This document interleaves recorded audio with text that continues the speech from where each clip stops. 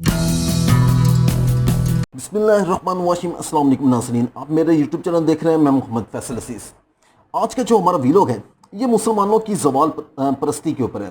مسلمانوں کے اوپر بہت سارے اس طرح کے تھے کہ بہت سارے لوگوں نے کچھ نہ کچھ اپنے انہوں نے وہ لگا دینے کہ فتویٰ لگا دیا کہ یہ کام نہیں کر سکتے۔ آپ لوگوں کو یاد ہوگا کہ جب یہ مائک آیا اور کچھ لوگوں نے فتوے لگا دیا کہ یار مائک میں اذان نہیں دے سکتے، مائک میں بول نہیں سکتے، اور آج کل آپ دیکھ لیں کہ وہی لوگ سب سے آگے اس میں بول رہے ہوتے ہیں۔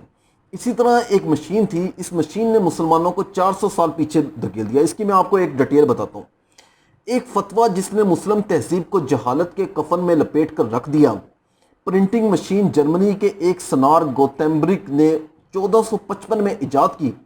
اس وقت مسلم تہذیب تاریخی عروج پر تھی۔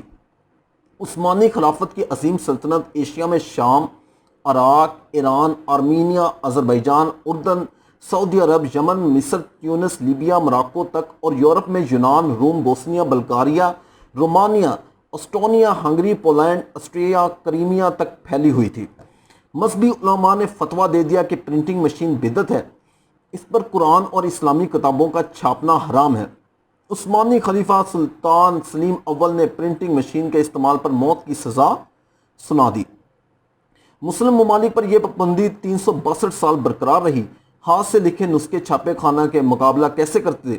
کتابوں اور رسالوں کی فراوانی نے مغرب کو جدید علوم کا سمندر اور مسلم تہذیب کو بنجر سوچ کے جوبس میں تبدیل کر دیا۔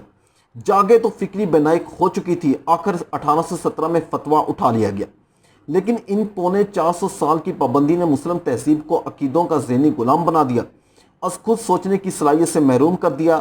یہ فاصلہ آج تک نہ صرف برقرار ہے بلکہ مزید بڑھتا جا رہا ہے۔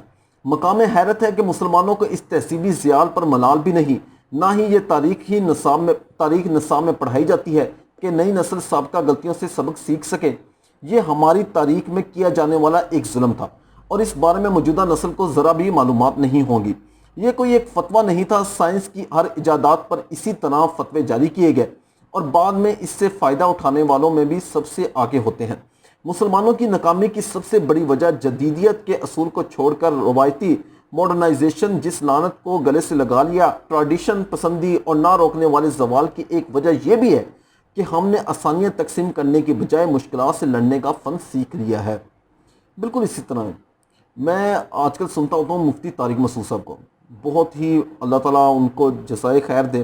ان کی وجہ سے بہت سارے جو ہمارے یہاں پہ ماڈرن لوگ ہیں، ماڈرن جو مسلمان بنے ہوئے ہیں، انہیں دین کا بہت زیادہ نہ، ہمیں بھی کچھ نہیں پتا، اپنے والدین سے ہم نے سیکھ کے آج یہاں پہ بیٹھے ہوئے ہیں، اور یہاں پہ بہت سارے ہم جیسے لوگ ہیں۔ لیکن مفتی طارق مسعود کے جو بیان ہیں ان میں یہ ہوتا ہے کہ آپ کو وہ جدیدیت کے ساتھ ساتھ آپ کی جو اصل حقائق ہیں وہ ضرور بتاتے ہیں۔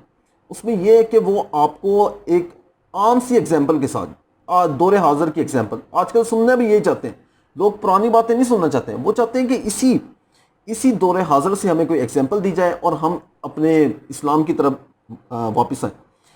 تو وہ اس طرح آج کل جس طرح وہ ہمیں بتا رہے ہیں، سمجھا رہے ہیں، ان کی باتیں سن کر ہم مسلمانیت کی طرف آ رہے ہیں۔ لیکن یہ جس طرح بہت سارے لوگوں نے پہلے فتوے دیے ہوئے تھے کہ آپ لوگ مائک استعمال نہیں کر سکتے، لیکن آج کل آپ دیکھیں گے کہ وہاں پہ سب سے پہلے وہ دیکھتے ہیں کہ مائک اچھے والا ہے یا نہیں ہے، پھر وہ بولنا سٹارٹ کرتے ہیں۔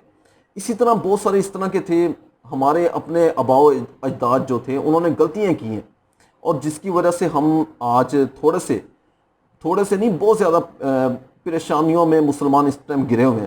ہمارے یہاں پہ دیکھ لیں مسلمانوں کی، آپ اس ٹائم حالت زار چیک کریں کہ ہمارے اسلامی ملک ہے سوڈان، وہاں پہ ان کی جو فوج ہے اور پیرا فوج جو ہے، پیراملٹری جو ہے، وہ آپس میں لڑ رہے ہیں اور اپنی عوام کو انہوں نے لقمہ اجل بنایا ہوا ہے۔ اور بھئی آپ لوگوں نے تو کیا اسے کہتے ہیں، آپ لوگوں نے تو لشکر دشمنوں کے اوپر بیچنے تھے، جس کی وجہ سے آپ نے مسلمانوں کو آزاد کروانا تھا، یا آپ کے جو بھائی ہیں اس ٹائم مظلوم ہیں، فلسطین ہے، کشمیر ہے، جہاں پہ آپ کے بھائیوں پر ظلم ہو رہا ہے، اور وہاں پہ آپ نے اپنے لشکر بھیجنے تھے۔ آپ لوگ آپس میں لڑ رہے ہیں، آپ لوگ اپنے ہی لوگوں کو مار رہے ہیں۔